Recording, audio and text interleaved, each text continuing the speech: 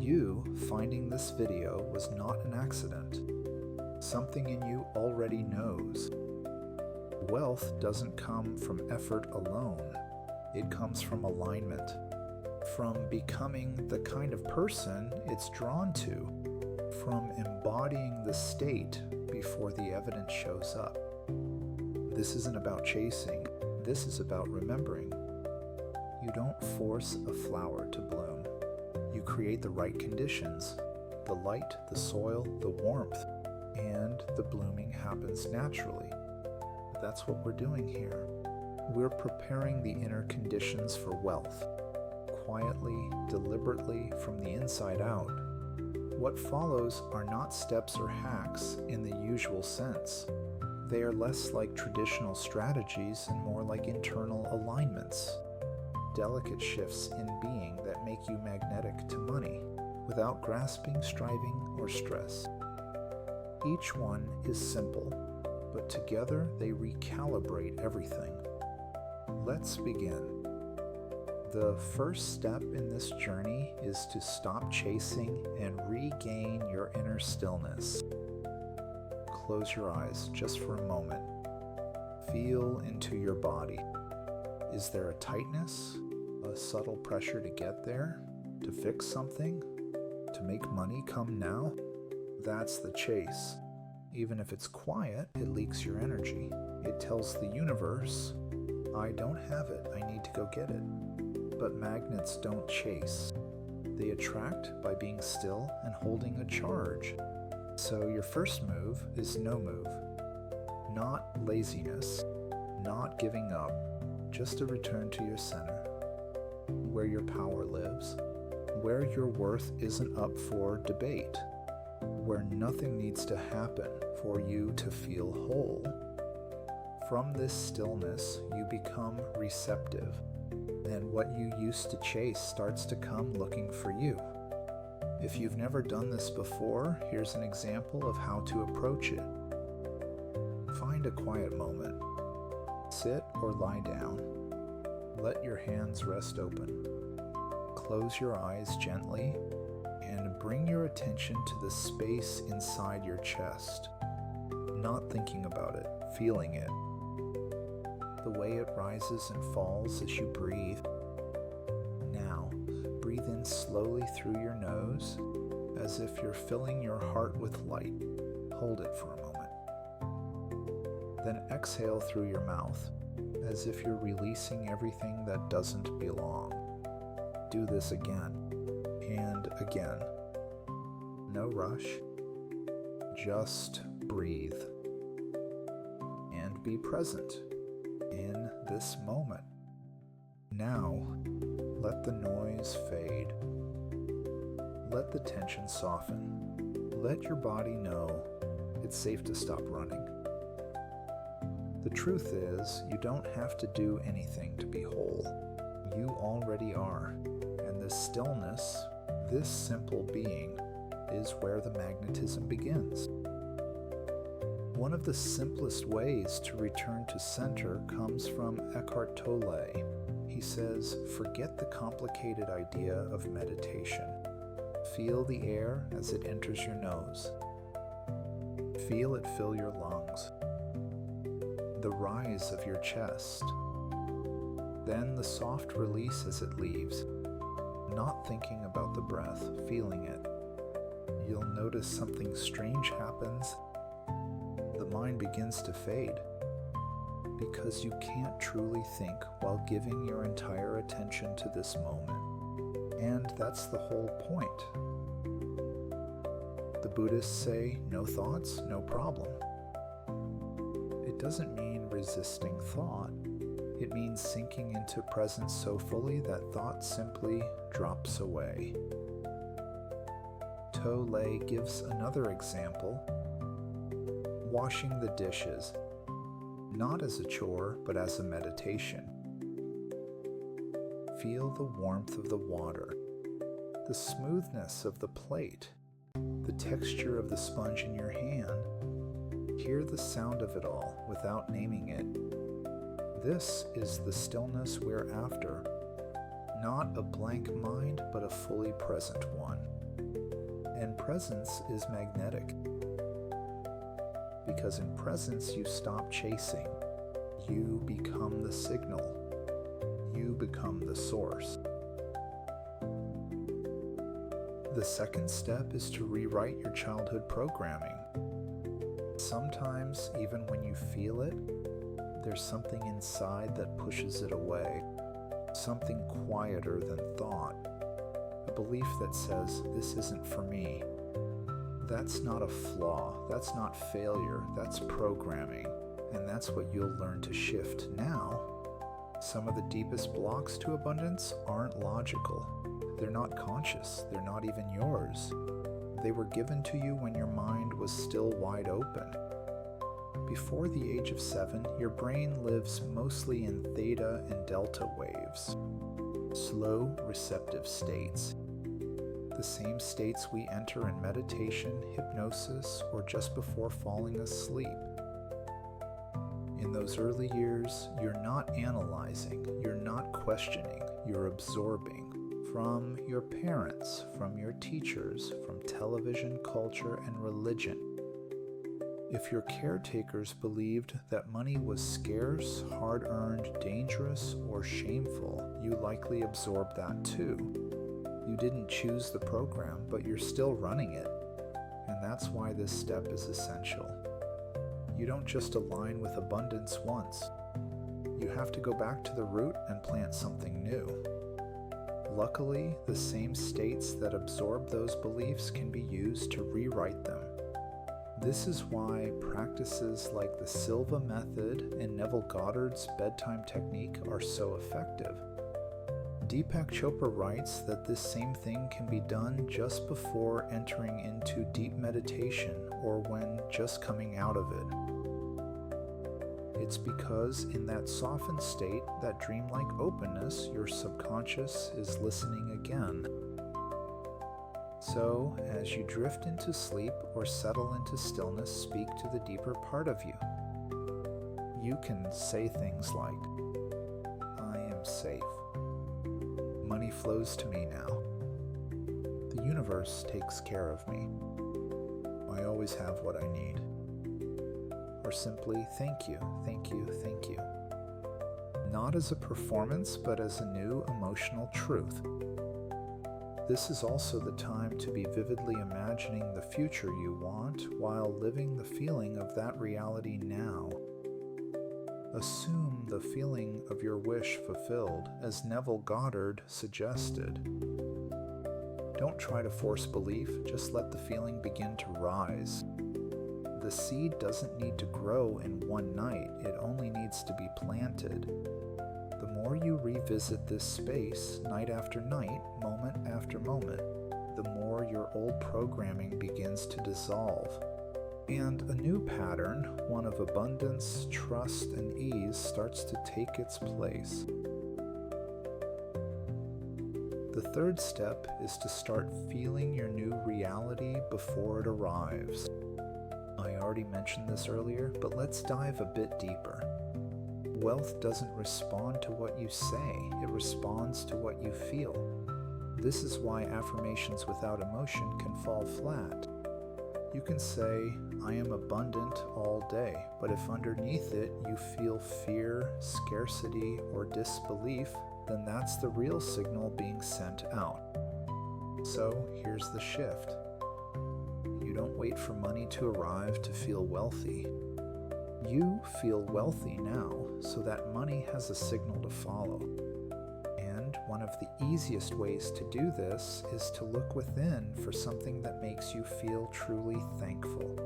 Because once you become a money magnet, you'll be feeling thankful all day long. This is what Neville Goddard meant when he said, assume the feeling of the wish fulfilled. Not just imagining the thing, but embodying the emotion it would bring. Because your nervous system doesn't know the difference between a vividly imagined experience and a real one. So when you feel wealthy now, and deeply, truthfully thankful for anything really, you start living in the frequency where wealth already exists, and wealth responds to familiarity. Try this. close your eyes. Imagine that money, the kind that changes everything, has already arrived. What would it feel like in your body to wake up free, to know you are safe, feel supported by life? Not how would it look, how would it feel? Warmth in the chest, calm in the belly, a smile that lights up your face? Now breathe that feeling in, let it expand through you. Don't force it, just enjoy it, even just for 10 seconds. But Esther Hicks says at least 17 seconds would be better, because that's enough time to start changing your signal to the world. The longer you can stay in that emotional state, the more magnetic you become to the outer match. You're no longer hoping, you're already being the version of you who has it. And when that happens, money doesn't feel far away. It feels inevitable. Now, if you're wondering, how do I feel wealthy when life still looks the same? There's a doorway, a gentle, reliable one. It's thankfulness. Thankfulness is the emotional signature of already having.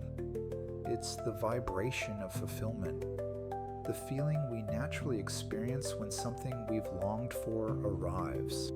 So if you can touch gratitude, even for something simple, a breeze, a sip of water, the warmth of your bed at night, you're already tapping into the feeling of the wish fulfilled.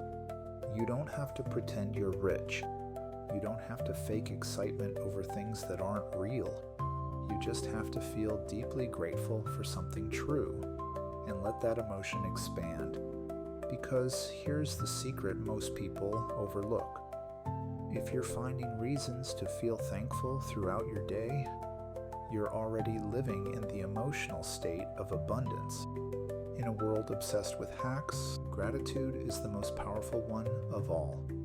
Not because it tricks the universe, but because it transforms you into someone who already has everything. And wealth, it's drawn to that. The fourth step is to let go of obsessing about the outcome. After you've remembered stillness, rewritten your programming, felt the emotion, there's one more step most people miss. You have to let go.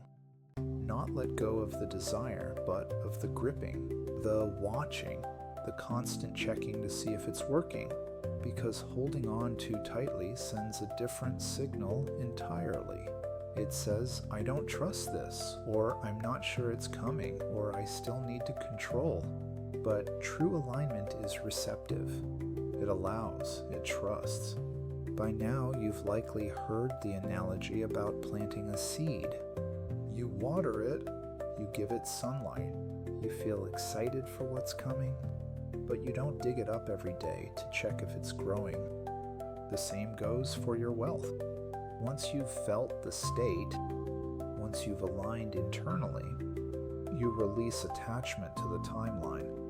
You stop watching the mailbox and the inbox. You shift from anxious waiting to calm knowing. And that space of surrender, that's what makes room for the unexpected, the miracle, the opportunity you couldn't have predicted. Letting go isn't giving up. It's giving over to a greater intelligence, a wider field of possibility. You've already done your part. Now let life do the rest. The fifth step, live as if it's already true. You've felt the stillness. You've touched the emotion. You've let go of the outcome. Now you live as if it's already true. Not pretending, not performing, but allowing your choices, your posture, your way of moving through the world to match the version of you who already has it. This is alignment in motion. Neville Goddard called it living from the end. You don't act like a rich person, you act like you, but the version of you who already trusts the arrival, who already knows it's done. So ask yourself gently throughout your day, what would the abundant version of me do here? Would they rush? Would they shrink? Would they hoard their energy or ideas? Or would they breathe deeply? Speak with clarity, move with presence, and trust that there's more than enough. Abundance has a posture, a rhythm, a pace. It's not about what you wear or where you live. It's about how you show up moment to moment when you no longer feel afraid of lack. Let yourself experiment, not by faking anything, but by remembering who you are when you're not trying to survive. Because when you live in the energy of already, the world begins to treat you accordingly. Abundance rarely arrives through the door you've been staring at. This leads us to the next step, openness. You may have a plan. You may think you know how it's supposed to come. But wealth often enters quietly through the side gate you forgot was even there. Joe Dispenza speaks of this in quantum terms. When you elevate your energy, you unlock outcomes that didn't exist in your past. New people, new insights, new invitations from life itself. But if you're too focused on a specific outcome, you might miss the better one. So pause, open your awareness. Notice what's trying to reach you without you chasing it. Maybe it's an idea you've been ignoring. Maybe it's a conversation that lingers in your mind. Perhaps it's a gentle pull to go somewhere new. Don't force, don't overthink, just stay open to possibilities. Abundance is always looking for openings. And the more space you create inside, the more life can fill it.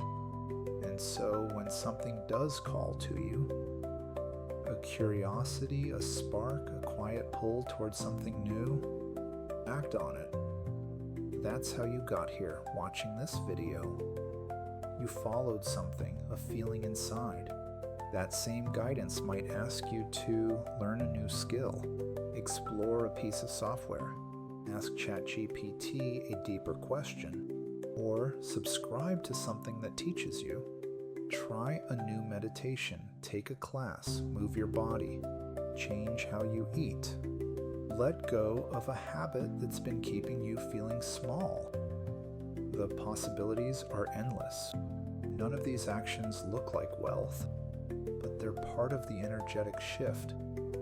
Because here's the truth. If you want change, you have to welcome change. And sometimes it's not obvious how a choice you make today, a single small shift in rhythm, becomes the opening for something extraordinary later.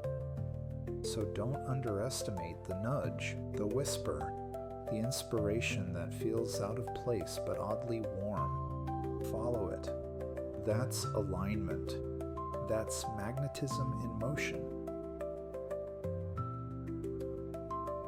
The other step that's important, step 7 in this list, is to realize your deeper nature. You are not separate from wealth. You are not outside of abundance. You are made of the same thing. If the Big Bang Theory is true, then everything that exists was once compressed into a single point. One breath, one beginning. And then it expanded, which means every cell in your body is made of the same matter as stars, planets, oceans, and sunlight. Some call it stardust. Some call it source. But either way, it's you. And not just physically. Consciousness, too, is shared.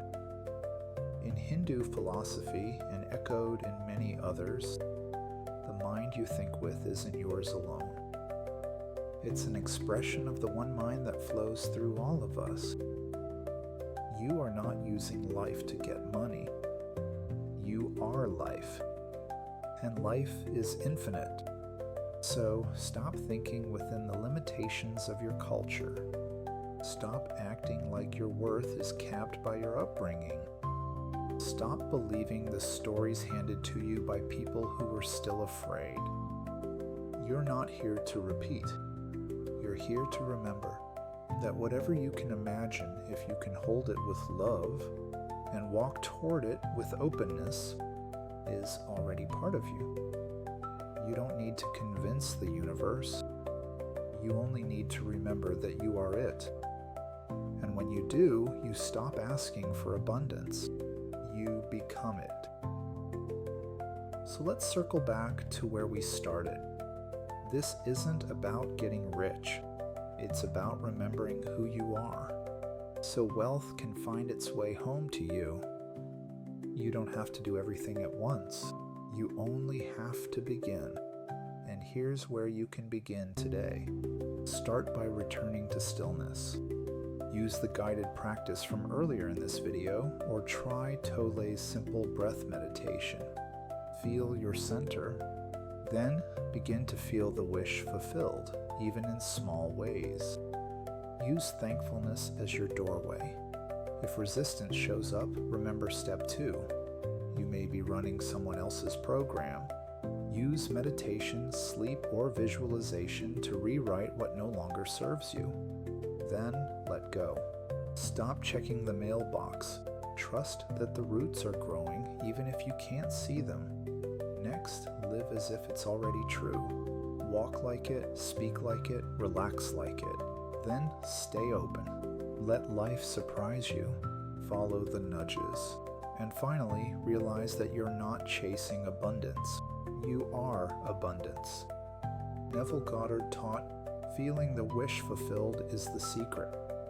Joe Dispenza reminds us, gratitude is the ultimate form of receivership. And now you know how to practice both. Not by effort, but by alignment. Not by striving, but by returning to what's already inside you. And that's what you've just begun.